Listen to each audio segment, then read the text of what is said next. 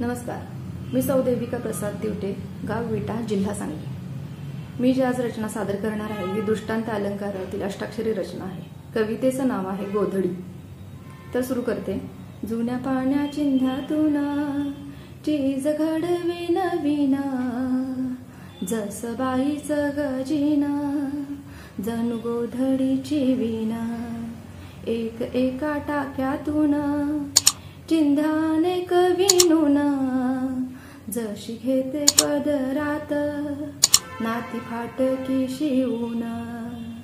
नक्षीदार वर खोळ जुन्या चिंध्याचं सांधून, मोठेपण मिरविते सारे मान झाकून।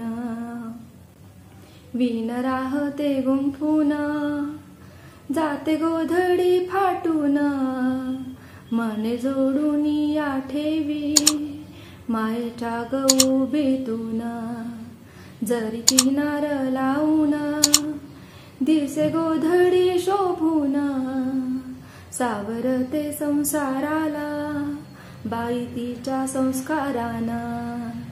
लाखो टाके गझेलून उबदार पांघरून, कळा कळा ग सोसून मिळे आई आजीपणा, मिळे आई आजीपणा।